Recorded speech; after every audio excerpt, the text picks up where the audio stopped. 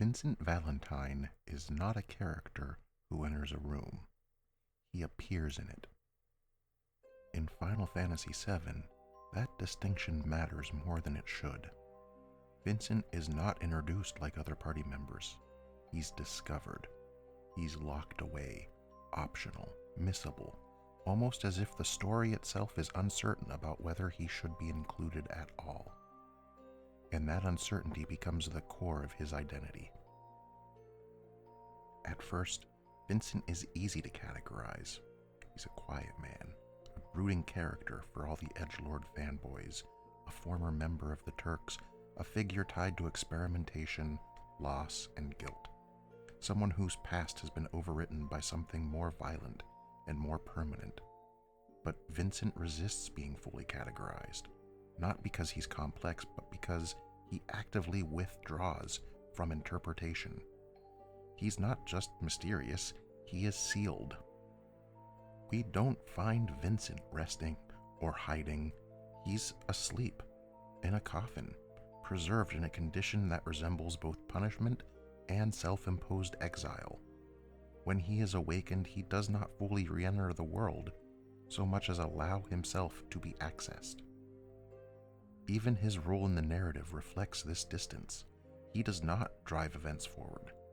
He attaches himself to them, always adjacent, never fully integrated. And this is where Vincent becomes interesting as a character study. He's not defined by loss of identity, but by its restriction. He does not rebuild a self, he limits it. Most RPG characters define themselves through action, speech, choice, reaction, growth.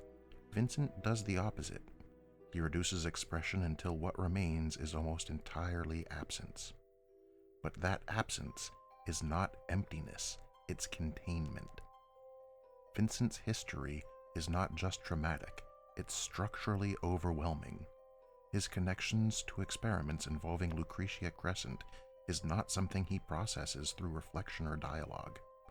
It's something he encloses within himself, as if continued exposure would destabilize him. So instead of narrating his trauma, he compresses it into a fixed identity state, the monster, the witness, the consequence, and he stops there. Unlike Cloud, who fractures and reconstructs identity, Vincent does neither. He freezes.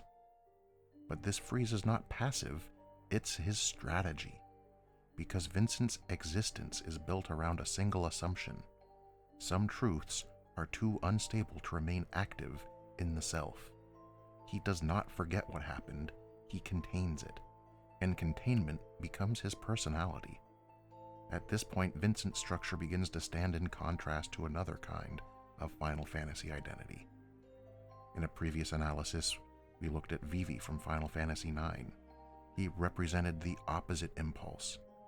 Vivi's existence is defined by the search for meaning, an attempt to understand what it means to exist, and whether that existence has value at all.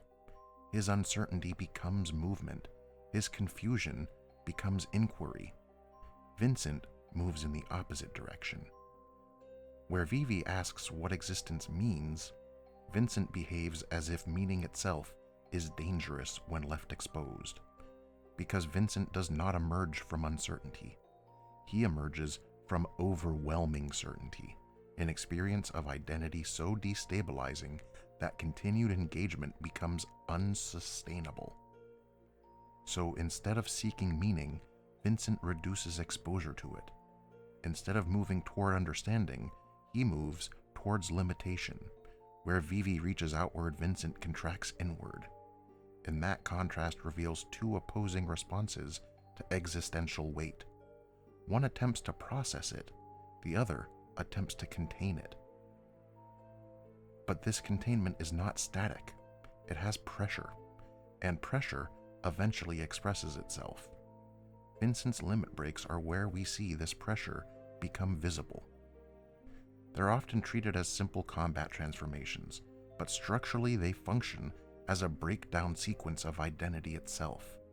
Each form represents a different stage in the erosion of legibility, not becoming something else, but becoming less readable as Vincent. At the first level of erosion, we have the Gallian beast. Its identity is still interpretable. Its aggression given form. It's animalistic, but it's coherent. Instinct that can be read as emotion. At the second level comes Death Geekus, and this is where the structure begins to degrade.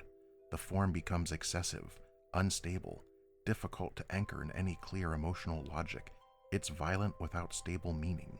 It is the monster. At the third level, Hellmasker, something more unsettling occurs. The form is no longer a revelation of what lies beneath Vincent. It's a construction, a performed human shape, identity reduced to surface behavior without interior stability. And finally, Chaos. At this point, interpretation collapsed entirely.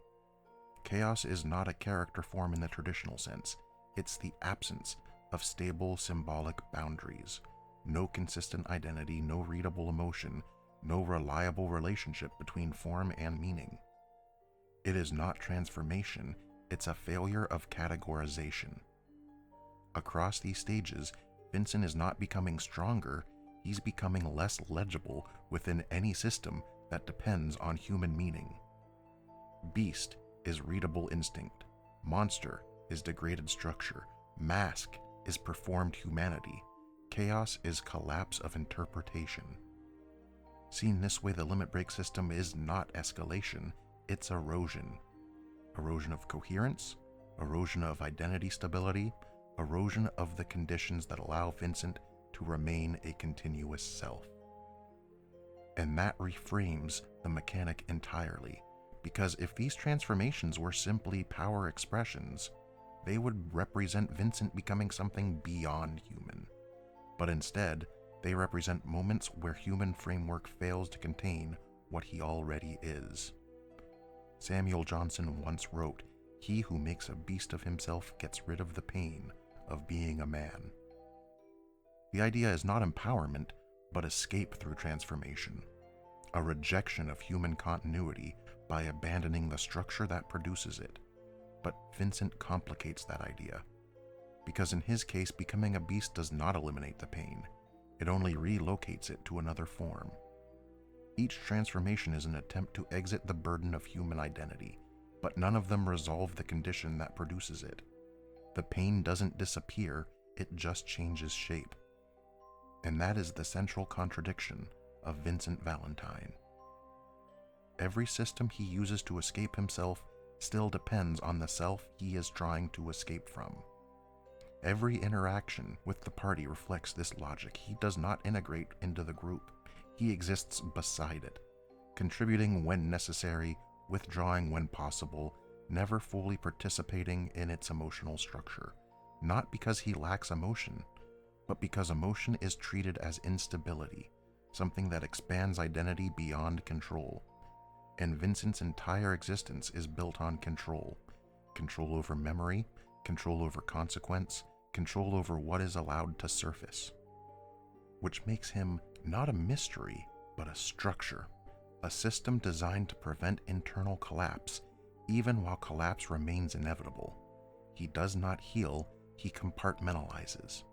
And those compartments become identity over time, which leads to a final inversion. Vincent is often read as mysterious, but he's actually one of the most self-restricted characters in the game. His depth comes not from openness but from refusal, not expansion but limitation. He does not invite interpretation, he filters it. Even his placement in the game reflects this. He is optional, hidden, discovered only through deviation from the main path. He's not something the story requires. You have to choose to encounter him, which makes his presence feel less like destiny and more like exposure to something that was never fully part of the narrative structure to begin with. And that separation matters, because Vincent represents a different mode of existence, one that does not depend on integration to justify itself. He is adjacent to the story, rather than embedded in it. But his detachment is not liberation, it's isolation. Because containment is not resolution, it's maintenance. and maintenance always has a cost. The more Vincent defines himself through restriction, the less room there is for change. He can move through events, but he cannot be meaningfully reshaped by them. He witnesses transformation in others while remaining structurally unchanged himself. So Vincent occupies a rare narrative space. He's not a mystery to be solved, he is a system of refusal.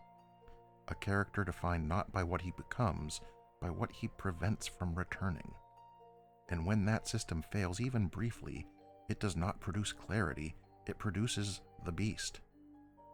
Vincent is not someone you gradually understand over time.